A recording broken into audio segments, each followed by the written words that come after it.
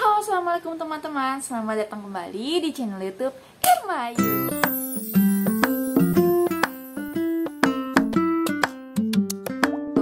Di video kali ini aku mau sharing nih tentang pengalaman aku setelah melahirkan. Mengalami yang namanya diastasis recti atau diastasis recti, atau orang luar negeri itu menyebutnya dengan DR.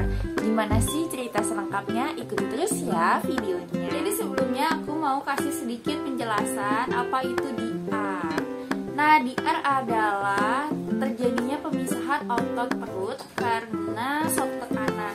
Bisa karena penambahan berat badan yang drastis, bisa juga karena kehamilan.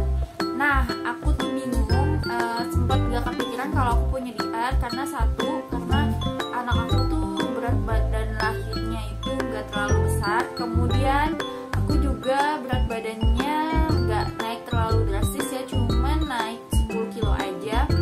Tapi ketika postpartum, ketika setelah melahirkan sampai 2 bulan 3 bulan itu perut aku tuh belum kempes kayak gitu. Padahal aku udah pakai korset, sampai aku beli bermacam-macam korset, tapi ternyata perutnya itu masih agak buncit dan masih ada efek samping lain yang gak nyaman. Nah, setelah aku pelajari, aku searching, aku lihat YouTube, ternyata aku ini mengalami yang namanya diastasis recti atau diastasis recti atau DR kayak gitu.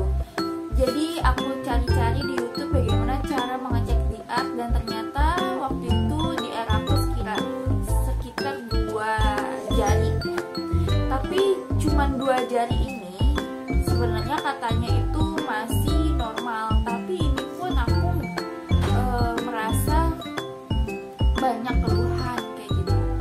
Nah, keluhannya itu yang pertama adalah aku tuh gampang ngumpul. Jadi kayak yang gak bisa bener-bener nahan tipis gitu loh, gampang ngumpul.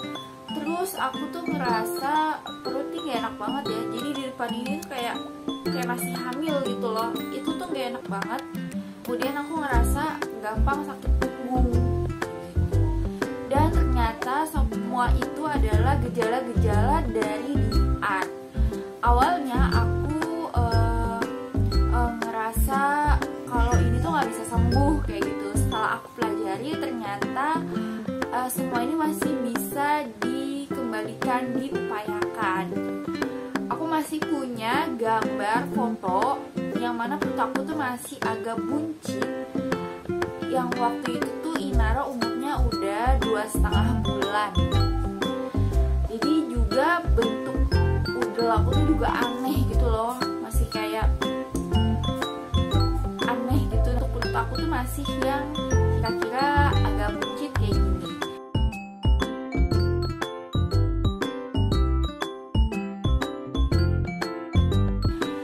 Nah, setelah aku pelajari dan aku nemuin fakta kalau orang yang DR itu gak boleh melakukan beberapa gerakan, gak boleh ngangkat yang berat-berat dengan posisi yang salah, posisi postur tubuh yang salah.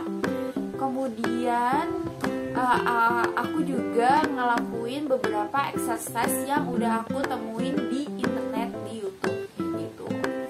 Dan ternyata setelah aku lakuin exercise itu dan ngelakuin apa aja gerakan-gerakan yang gak dibolehin dan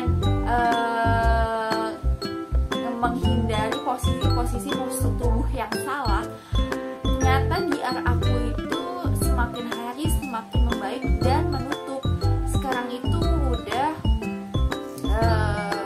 sekitar 1 jari, tapi itu di tengah-tengah aja ya. Dan aku sempat ngechat nge-DM ke akun Instagram Bidan Kita dan Bidan Kriwil Life tuh, yang YouTube-nya Kriwil Life. Katanya kalau DR 1 jari itu udah normal. Ini video part 1-nya. Di video part 2-nya aku akan kasih contoh gerakan-gerakan apa aja nih yang kemarin tuh sempat aku lakuin. Dan di video ini aku akan kasih contoh gerakan-gerakan apa aja yang ternyata nggak dibolehin.